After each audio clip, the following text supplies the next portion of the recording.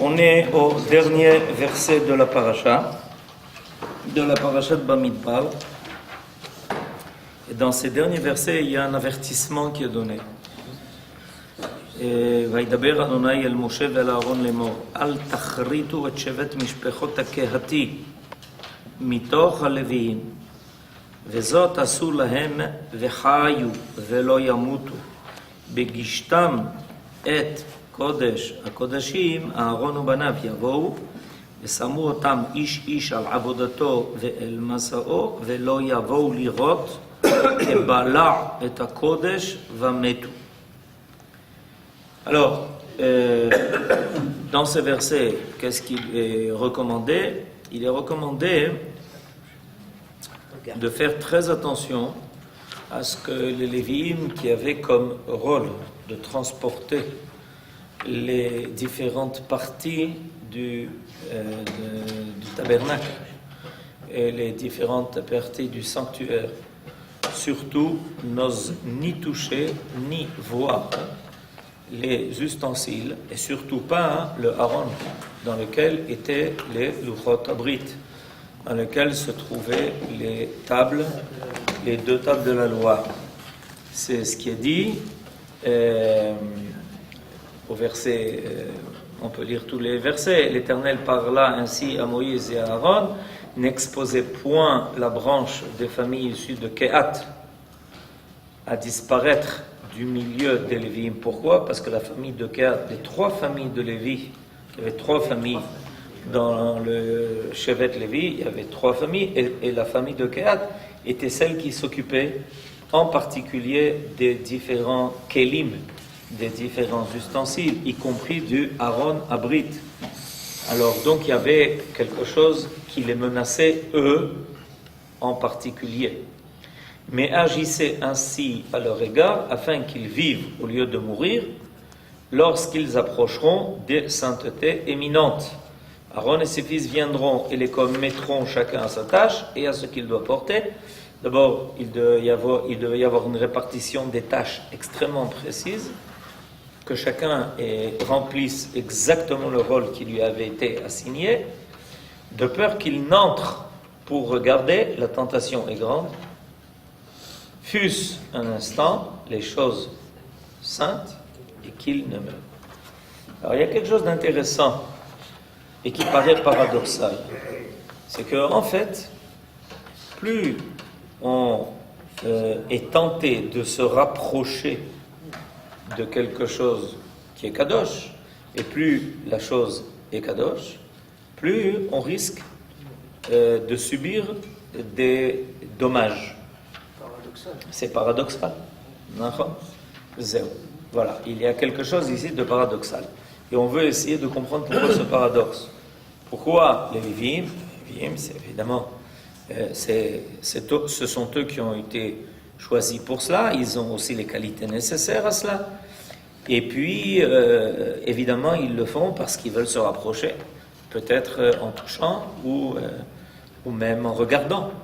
Et voilà qu'on leur lance un grave avertissement en leur disant surtout n'osez pas. Ça rappelle le Har Sinaï. Évidemment, ça rappelle le Har Sinaï. Et non seulement le Har Sinaï, mais il y a des épisodes comme ça dans la Bible.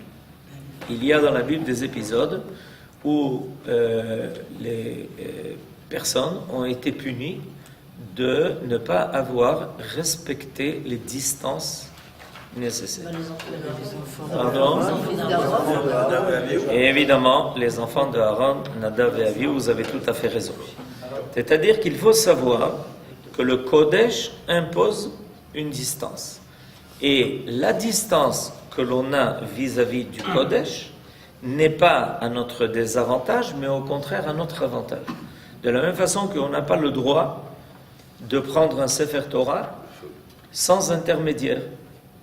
Pour toucher un Sefer Torah, il faut le faire par un intermédiaire. C'est pour ça qu'on habille le Sefer Torah. Qu'est-ce que vous vouliez dire?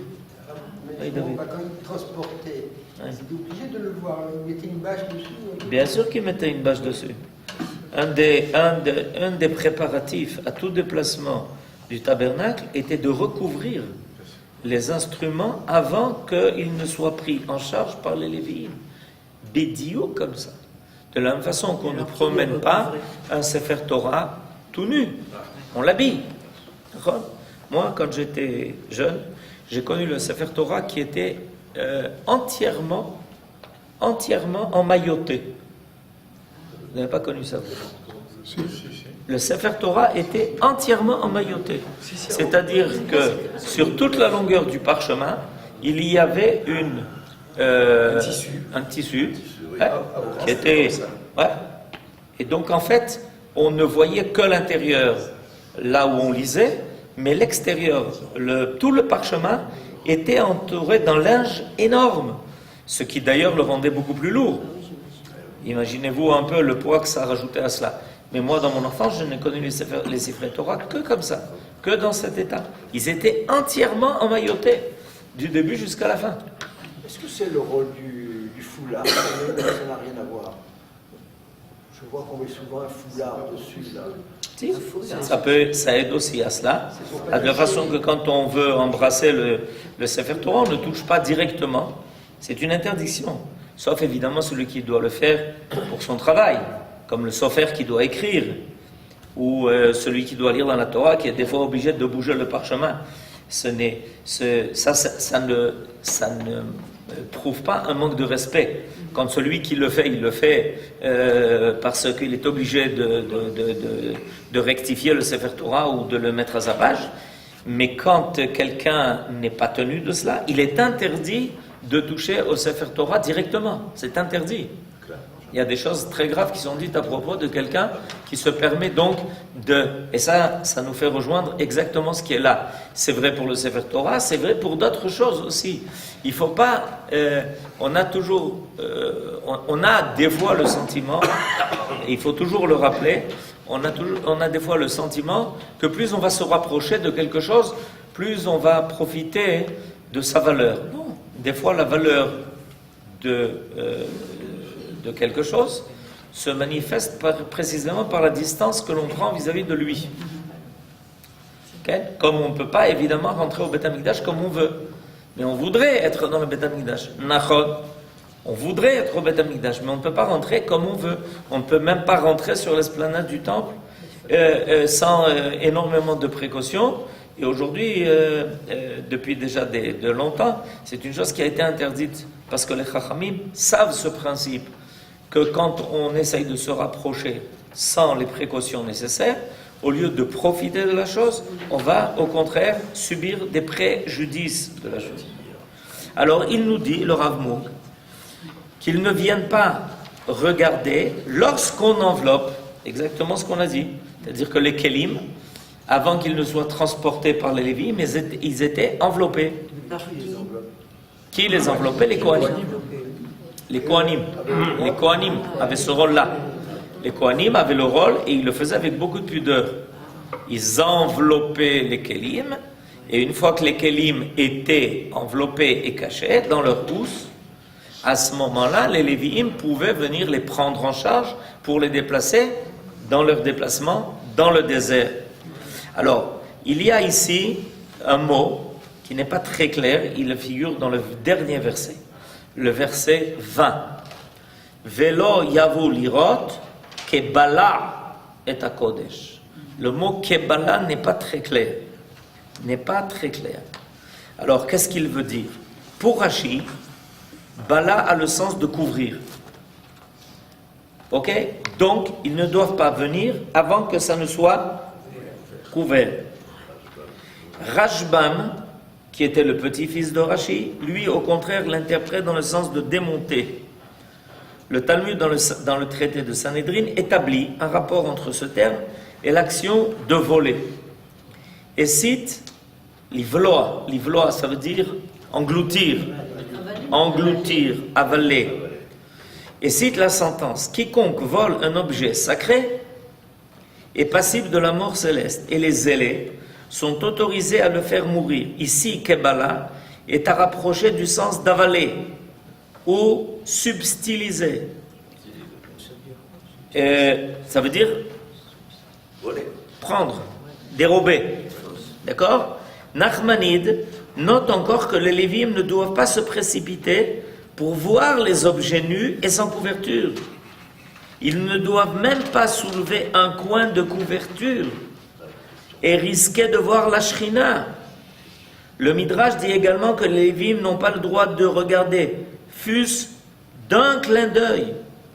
Ainsi est-il dit des gens de Beth Shemesh. Qu'est-ce qui s'est passé? Ce qui s'est passé, c'est que à l'époque du juge Eli, qui a précédé Shmuel, les Plishtim, les Philistins, nous ont fait la guerre et ils ont réussi à s'emparer de l'arche. Et pendant des mois, cette arche était prisonnière des Plishtim.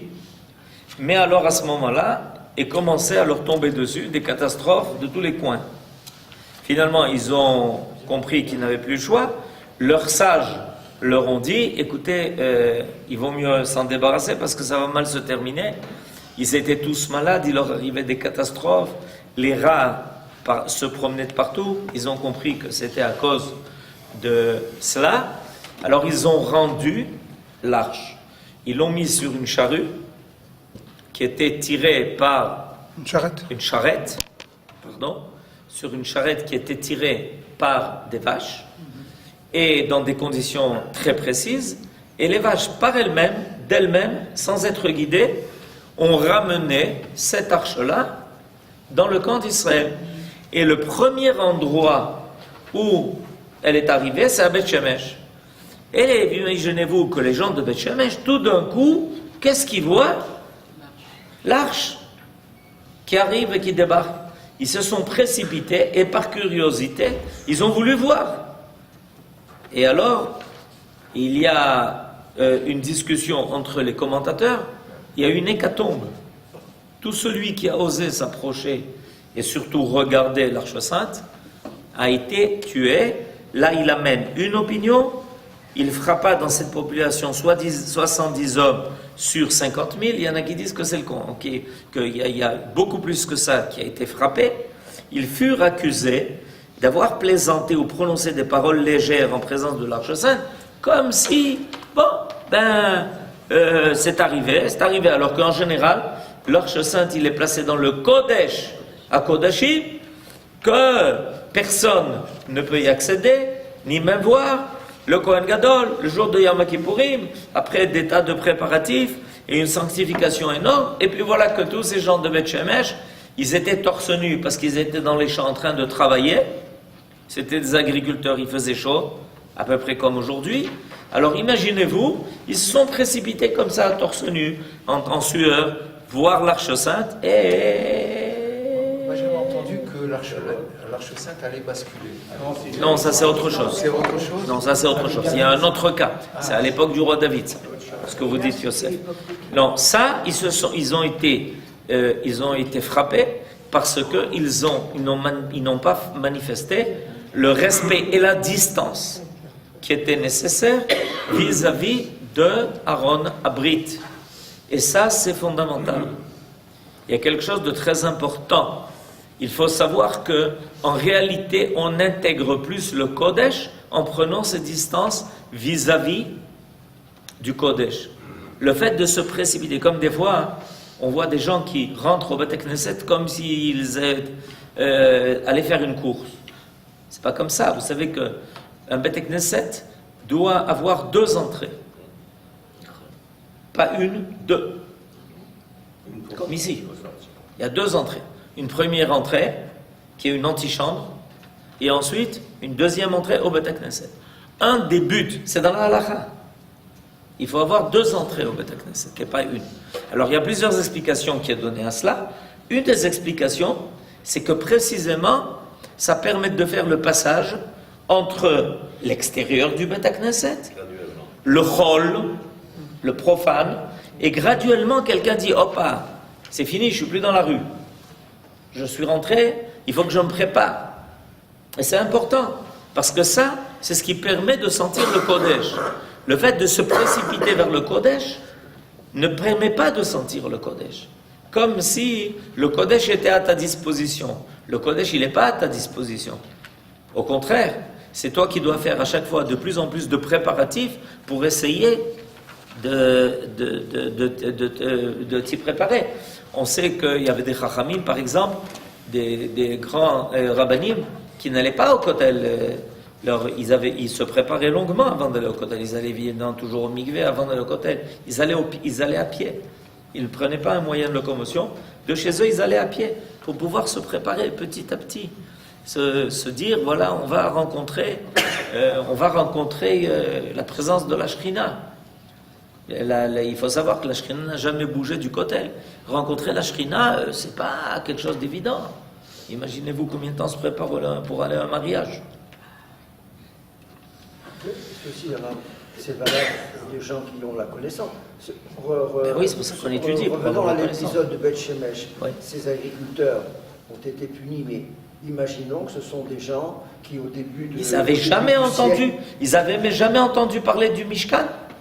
Ils n'avaient jamais entendu parler des tables de la loi. Ils n'avaient jamais entendu ce qui a été rappelé tout à l'heure à Abraham, que lorsque la Torah a été donnée, c'est la semaine prochaine, au Har Sinaï, il était interdit de s'approcher de la montagne. À plus fort de monter, mais personne, il ne faut pas envisager.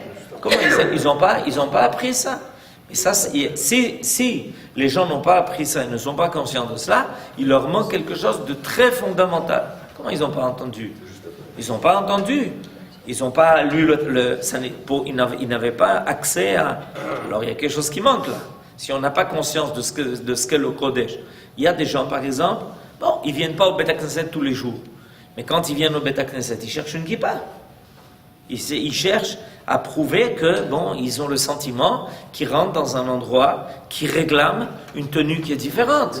C'est déjà un degré d'observance. Imaginons les gens qui sont venus dans les marais de Choula au début du siècle et que finalement ils se retrouvent face à un Sefer Torah. Et ils ne savent rien. Alors ça, moi j'ai constaté que c'est pas comme ça. Moi, j'ai constaté que les gens avaient un respect.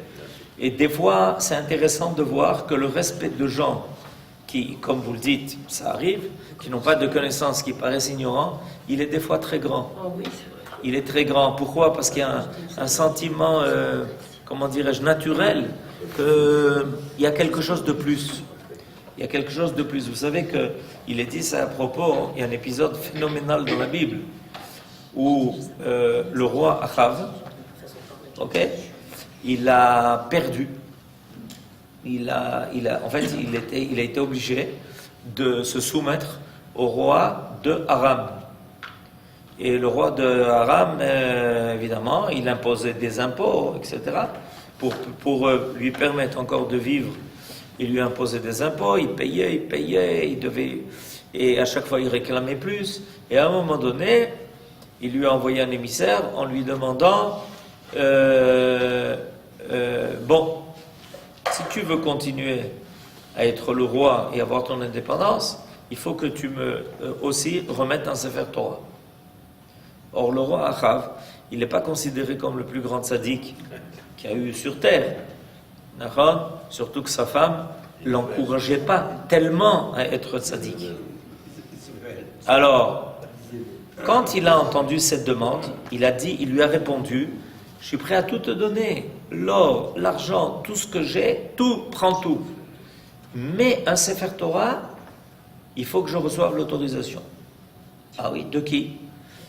Des Chachamim. Toi, tu as besoin de l'autorisation des Chachamim pour recevoir des Chachamim. En général, c'est pas tellement ce qui te préoccupe. Ah oui, mais Sefer Torah, c'est autre chose. Et il a refusé. Les Chachamim lui ont dit de ne pas remettre un Sefer Torah. Il a dit, mais vous savez, ça va peut-être nous coûter, on va être envahi et ça va peut-être nous coûter tous la vie. Ils lui ont dit non. Malgré ça, un Sefer Torah ne se remet pas à l'ennemi. Alors il a dit, ok, je respecte ce que vous me dites.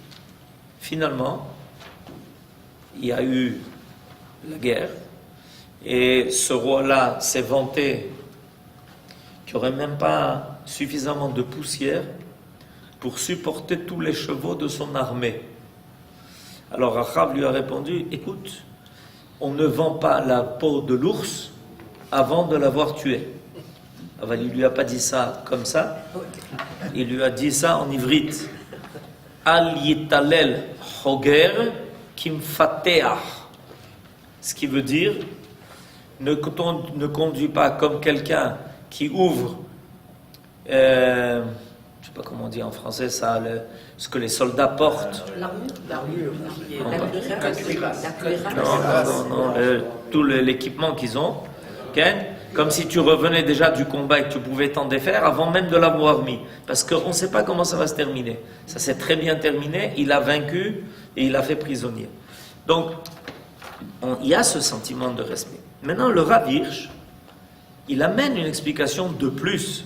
Pourquoi il faut faire attention dans les distances que l'on a vis-à-vis du Kodesh. Il a une explication intéressante.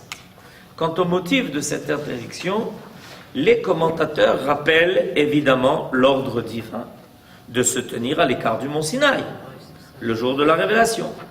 Mais le Rav Shimshon Raphaël Hirsch nous donne l'interprétation suivante. Nous avons vu ci-dessus que les objets sacrés ne devaient être remis au fils de Kehat qu'enveloppés, afin qu'ils ne touchent pas les objets eux-mêmes. On nous dit maintenant qu'ils ne doivent pas voir les objets sacrés au moment où on les découvre, au moment où ils les déposent et qu'on enlève leur bâche. Il ne faut pas que les Béné Lévi de la famille de Kehat les voient. Pourquoi? Si nous ne nous trompons pas, cette interdiction signifie que les éléments du sanctuaire ne doivent être pour leur porteur que l'objet d'une contemplation toute spirituelle. Ce ne sont pas leurs yeux, mais leurs pensées qu'ils doivent diriger sur ces éléments. Cette vision spirituelle des objets à eux confiés constitue le fondement principal de leur fonction. Regarder de leurs yeux charnels les objets sacrés au moment où on les a enveloppés aurait constitué une profanation. C'est-à-dire, quel est le risque? Le risque, c'est qu'on minimise la valeur des choses, qu'on ne s'attache qu'à ce que nos sens soient capables de capter et qu'on ne laisse pas apparaître l'au-delà, qu'on ne laisse pas apparaître ce qui est spirituel, ce qui est fin. Le but, c'est pas d'être en admiration devant les kélim du Beth Amikdash, surtout qu'ils étaient très beaux. C'était pas le but. Le but, c'est finalement de se rapprocher de Akadosh Baruch Hu. Le Beth Amikdash, c'est en fait l'endroit, ça s'appelle Oel Moed. Traduction, l'attente du rendez-vous. L'attente du rendez-vous. C'est-à-dire qu'en fait, le but, c'est pas d'aller contempler ces objets-là. Le but est d'avoir rendez-vous avec Akadosh Baruch Hu. Et on risquait de rater cela. Suivant lui, la contemplation physique des objets comporterait un danger. Le symbole prendrait alors la place de l'idée qu'il représente. Et celui qui le regarde pourrait se contenter de ce qu'il voit, sans se pénétrer de l'idée que l'objet doit éveiller en lui. Nous savons en effet que c'est dans ce défaut qu'Israël est tombé durant toute l'époque du premier temple. Et c'est pour ça qu'on trouve que les prophètes n'arrêtent pas de les réprimander de cela, de se laisser attacher au côté technique, à la technique de la venue au temple. Les prophètes n'ont jamais cessé d'attirer l'attention sur ce danger, sur le fait que le service du temple et les sacrifices, au lieu d'être un moyen de rapprocher l'homme de son Dieu et d'accomplir sa volonté dans tous les domaines de la vie, était devenu un but en soi. On a remplacé le but par les moyens, comme s'ils étaient le principe même du culte divin, comme si en se trouvant dans le temple, celui qui apportait des sacrifices accomplissait par là la volonté du Créateur, alors qu'il faisait les pires fautes. Et il était persuadé qu'en venant au temple, tout était réglé. Alors ça, à un moment donné, les prophètes vont commencer à dire au peuple, Dieu ne veut plus de vos sacrifices. Comment? C'est marqué dans la Torah. Dieu ne veut plus de vos sacrifices. Vous êtes en train de replacer l'essentiel par l'accessoire. Le culte dans le sanctuaire, au lieu d'inciter à suivre en tout endroit et à toute heure la voie tracée par l'Éternel, était devenu un court moment durant lequel le porteur d'offrande tranquillisait sa conscience. Alors pourquoi tous ces objets sacrés? Ça aurait simplifié s'il n'y avait pas ces objets sacrés. Parce que l'homme a besoin de rencontrer quelque chose. Ouais, c'est comme ça d'ailleurs, il faut le savoir, c'est une question très importante que vous avez posée, Yosef. C'est comme ça que Rabbi Yehuda Halevi plaide dans le Kuzari en faveur d'Israël à propos du Chet HaEgel. C'est-à-dire la révélation du Sinaï était énorme.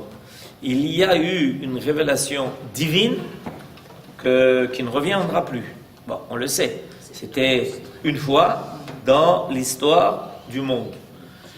Et ensuite,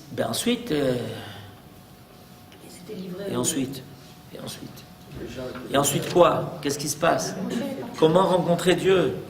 Alors, d'ailleurs, Rabbi Yehuda Halevi fait remarquer que quand Moshe Rabbeinu monte, il monte recevoir quelque chose. Il monte recevoir l'étape de la loi. C'est-à-dire que il y a, même dans le cadre de la volonté divine, des objets, c'est la question que vous posez. Il y a les 2 tables de la loi, il va y avoir le sanctuaire, il va y avoir... Donc, Dieu permet à l'homme la rencontre avec quelque chose de concret. Mais le but, c'est de ne pas s'y arrêter. Alors, il est clair que ceux qui étaient le plus menacés de ça, c'était les Lévites. Pourquoi? Parce que leur rencontre était permanente. Donc ça risquait de les amener finalement à se laisser bloquer sur ça. Et c'est pour ça qu'il faut faire attention. C'est à ce propos que le prophète dit, et quoi?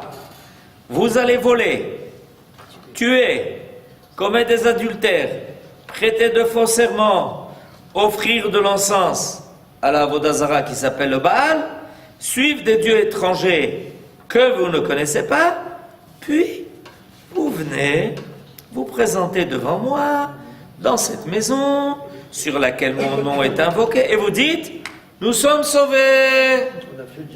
Et c'est exagéré. Et c'est afin de commettre toutes ces abominations, dit le prophète Jérémie. Ça ne peut pas continuer comme ça. Donc, Akadosh Baruch Hu, d'une certaine façon, va neutraliser ce qui était devenu la raison même de la faute. Vous savez qu'il y a des choses comme ça dans la Torah. Que Akadosh Baruch Hu nous fait des cadeaux. Mais il peut arriver que les cadeaux deviennent la raison de l'échec. Je donne 2 exemples. Celui qui dit « je faute », mais ne vous inquiétez pas, après avoir fauté, je ferai tchouva. On ne lui permet pas, on ne le laissera pas faire tchouva. Pourquoi? Parce que la tchouva est la raison de sa faute. Celui qui dit « je faute », mais de toutes les façons, dans pas longtemps, c'est Yom Kippour. Tout s'arrangera. Yom Kippour ne lui pardonne pas ses fautes. À l'époque du premier temple, le temple, les sacrifices et tout le service qui s'y passait était devenu la raison même de la faute. Parce que les gens se disaient, ne nous inquiétons pas, si les choses ne vont pas comme il faut, comme d'ailleurs les prophètes n'arrêtaient pas de le dire et de le déclamer, on viendra au temple, on amènera des sacrifices, kaparat avonot. Et si ça devient la raison de votre faute, il vaut mieux le supprimer. Ce serait trop facile. Il vaut mieux le supprimer. Et pourtant, il y a un paradoxe. Lequel? Dites-nous, expliquez-nous d'abord la notion de Shrina, et dedans il y a Shachem, donc il y a la notion de voisinage, et d'un côté il faut une distance. Il y a un paradoxe là qu'il convient d'expliquer. Non, pas du tout, il n'y a pas de paradoxe. Ça veut dire que Akadosh Baruch, la Shrina, c'est la révélation de la présence divine. D'accord? Dieu est présent. Mais la Shrina, c'est la capacité pour nous de saisir cette présence. Il y a une révélation divine qui est telle que l'on est capable de saisir sa présence. Comme par exemple dans le désert, il y avait 2 colonnes, une de feu et une de fumée. On était capable de saisir la présence divine. Maintenant. Pardon? Et maintenant. Et maintenant? Maintenant, on est manquant de ça. On le sent par la réussite de notre peuple sur sa terre. On le sent par des choses qui montrent que Dieu est content de notre présence ici. On le sent. On a des preuves de cela. Est-ce qu'on est arrivé au summum de notre capacité de sentir la présence divine? Loin de là. Mais il y a déjà des choses qui prouvent que ça marche. Alors, vous dites, ok, donc présence divine, ça veut dire proximité. Proximité de Dieu vis-à-vis de nous, mais respect de nous vis-à-vis de lui. Ok? C'est comme quelqu'un qui veut la présence de ses parents. Ok? Mais bien que tu es content de la présence de tes parents, tu as quand même certaines marques de respect vis-à-vis de tes parents. Tu vas te dire, voilà, j'attendais depuis longtemps. Ok, d'accord, mais c'est ton père, c'est ta mère. Il y a quand même quelque chose, il y a quelque chose à respecter. Tu vas dire, ouais, j'aime tellement mon père et ma mère que d'ailleurs je les appelle par leur nom. Pourquoi je vais l'appeler Abba? Je vais l'appeler Jaco. Non, Jaco, tu ne peux pas appeler ton père Jaco. D'accord? Impossible. Tu dois l'appeler Abba. Oui, mais non, je le sens plus proche de moi, c'est mon ami. Mon père, c'est mon ami. Ton père, c'est ton ami, mais tu ne peux pas l'appeler Jaco. Tu dois l'appeler Abba. Zéou. Cette distance-là, c'est ce qui fait que précisément, tu peux profiter de la présence de ton père et pas de la présence d'un ami. C'est pas la même chose. Il ne faut pas mélanger les choses. Quand on mélange les choses, on perd tout. Zéou. Shabbat Shalom.